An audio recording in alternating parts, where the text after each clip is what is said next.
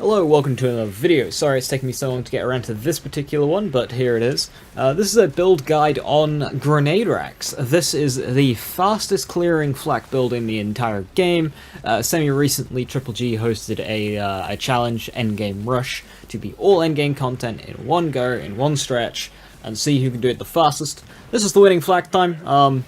Very good competition as well. It's nuts. Now, forewarning, I don't expect everyone to enjoy the gameplay of this build. That's fine. It's not for you, so that's alright.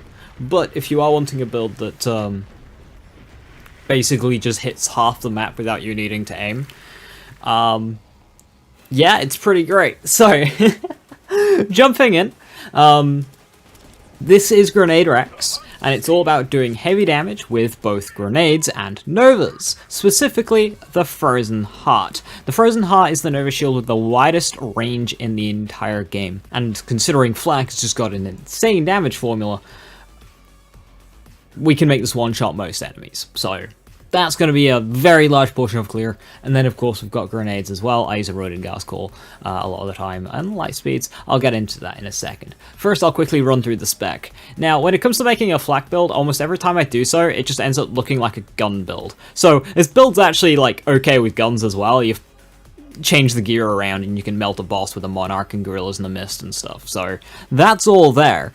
A couple of points moved over. For example, I've gone for the extra bit of very occasional damage on Ambush Predator instead of Leave No Trace. Of course, if you want to use guns more, you can take the Ambush Predator points and put them into Leave No Trace. Interplanetary Stalker for the no-brainer V1. Hunter's Eye for a bit of V2 sometimes. Hunter's Eye, grenades can occasionally crit, giving us our thing back. Also, if you're using guns, very useful. Big game, that's just an absolutely no-brainer. Again, most dangerous game for that crit damage. Grenades, they can crit. And then Megavore. Sometimes we'll have an ASE 50, which can Megavore crit, which is nice. And otherwise, as I say, for when we do use guns, hence Furious Attack. Now, it is a URAD build, so no stealth rep here.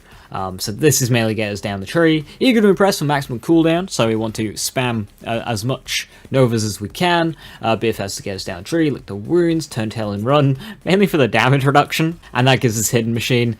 Hidden Machine's not going to be active much, but I was, on this particular spec, I was really pushing the damage output to try and get squeeze the most out as I can, because this is when I was trying to get sub 3 fervor with this build, if you saw that. No purple tree, and then, of course, blue tree is going to be very high. Blue tree is great for this kind of thing. Frenzy, big pile of V1 damage that'll apply to our novas, will apply to our grenades. He bites is very good, and that gets us down the tree. Also stacks Frenzy. Barbaric Yop. The elemental damage, again, it's going to be applying to both our novas and grenades. Pack Tactics, applying to both our novas and grenades. Then a bit of damage reduction from Shared Spirit. We don't get Dominance because Rakks can't hit dominated enemies. It's a great skill, but it means you're more reliant on throwing your grenades than the Rakks. We do use Rakks, full-on Rack spam, so we're running URAD, so no need for Falconer's Feast or anything like that. Now, you can go Grim Harvest. You can put points into the skill. It's just that I found it meant my Rakks were hitting and killing enemies, and it wasn't triggering the grenades, and I would much rather the Rakks do less damage to actually spawn the grenade, because this grenades can kill multiple enemies. Right, now, if you have DL6, you have access to the Guardian Angel. This is an absolutely no-brainer. This is going to be amping up the power of your Nova, the power of your grenades, to a ridiculous amount. It is so damn good, and because of the range of the Frozen Heart, you actually get quite a lot of the bonus out of this thing, because the Frozen Heart just hits so far. If you don't have DLC 6, that's fine. I really like the Problem Critical for casual mobbing. I think I've got a bit of gameplay with that. And then, of course, the Plasma Coil for the harder stuff. Free Radicals from DLC 6, so if you've got a Radical, you'll have a Guardian Angel. Those are amazing too. There's just a couple of other decent weapons in here. I don't have a Fire Monarch, I should have done that. We've got the Convergence. Convergence is very close to a Monarch in damage output. Got a Kick Charger in there for diadems and stuff when you're not using Coil. I just use Coil. Coil's great. Coil just feels nice to use. I do have a Revolter in here, and I often do get asked, why not Revolter? Well, Revolter doesn't kill people. Frozen Heart does. This is good if we're going to use sticky grenades to kill a boss, and I'll talk about that when we talk about grenades, which is just next. And then I've got a couple of Stingers and a Nova Burner. I don't really use these that much. I used to, but since we got Guardian Angel, the Frozen Heart just it hits so hard. And anything it doesn't kill, it freezes, which are very, very easy to follow up. Now, grenades. Grenade we can deliver through either throwing them, which consumes grenade ammo, or we can use the Peregrine class mod. And I've got a selection here. It's awful to farm is this thing. If you are going to farm it, just go with Splash Radius. Splash Radius is the most important stat. Yeah, so this is a heavily save-edited build.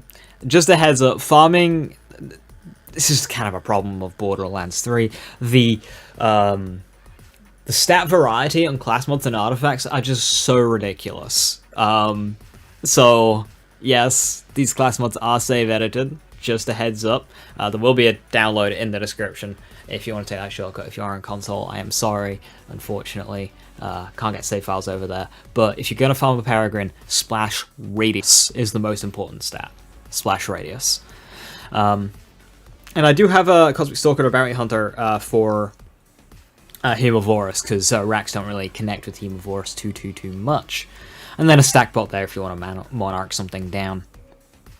And yeah, these have just got like one with grenade capacity if you want to throw a bunch. That one's got more interplanetary stalker, so you've got a bit less cooldown but more damage. There's a small variety of class mods there. I ended up just running this one. Of course, whatever works. Worth mentioning that if you're going to use the fish lap as your grenade, it does not get grenade damage, so it's worth keeping in mind. But as for grenades, the Roided Gaskull I would say is the be-all end-all. If I was to pick one grenade and only to ever use that grenade, it is the Roided Gaskull. However, for the harder content, like the Guardian takedown and somewhat the Malwyn takedown, the Fish Lap is of course very, very tough to beat. Hemovorus as well. Fish Lap is just ridiculous. I'm not a fan of using it because it ends up killing me a lot, but yeah, Fish Lap, very, very powerful. Triple Sticky Longbows. Triple Sticky Grenades are very, very hard hitting. If you want to kill a single boss, good for Hemo, good for Graveward, good for all of those, you know, your Taunts, your Benedicts, etc. Sticky Grenades are amazing. Lightspeed. If enemies have got a little bit less health, say like Malwyn takedown down, C of E, that kind of thing, Lightspeeds are very hard to beat. I use the Lightspeeds a lot. There's a variety here with a mix of different varying elements and whatnot. Lightspeeds are very, very, very good for just wide ad control, the arenas, the proving grounds. Very easy to throw as well, because they have very strong homing. Yeah, Lightspeed's great.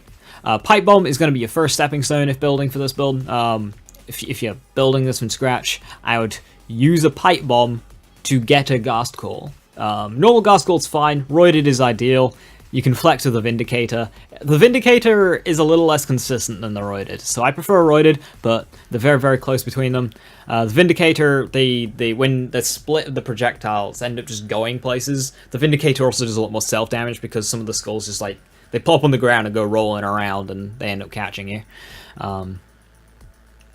Which is fine, which is why I've put some emphasis in the gun skills as well to get us out of Fight for Your Life. Also, our pet picks us up a lot as well. Yes, Fight for Your Life. This is a URAD build, so we have a Deathless with ASS. Now, if you know how ASS works, it empties your shields and then returns it to where it was, which means that every time you press your action skill, which is all the time, you're going to 1 hit point.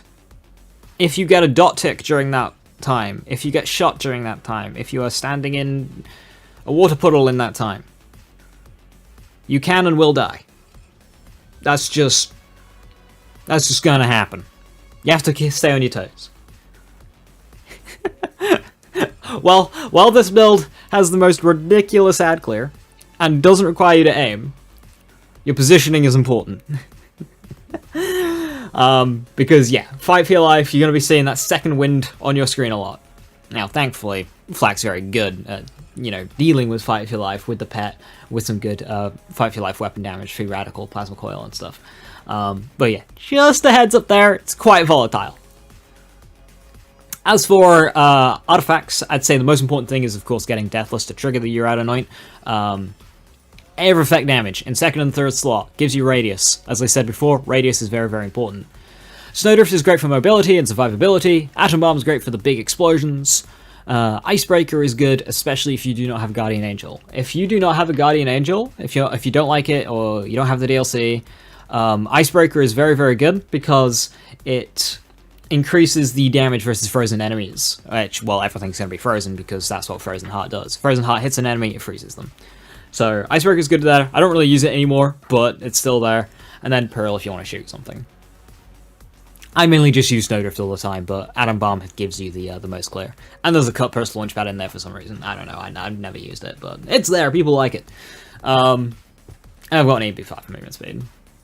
That covers all the items. Now, URAD, I've mentioned this a lot. If you don't know what it is, well, under 50% health, deal 150% bonus radiation damage. It works as a bonus element, it's going to slam it on top, it's going to scale with Mayhem scaling things, such as Rack damage, such as Nova damage, such as Fish Slap damage.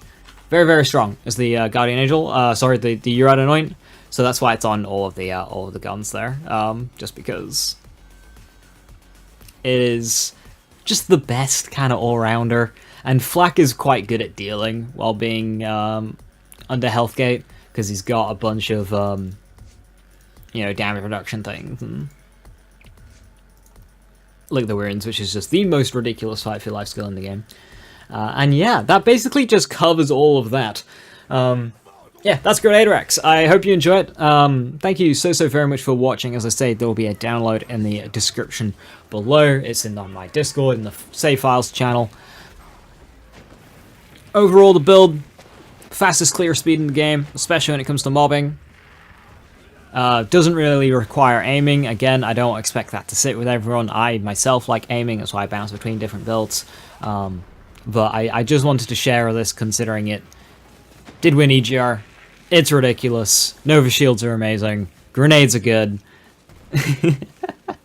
All that good stuff. So, thank you so very much for watching. Have a wonderful rest of your evening. Stay safe, stay awesome. I'll catch you next time. Bye-bye.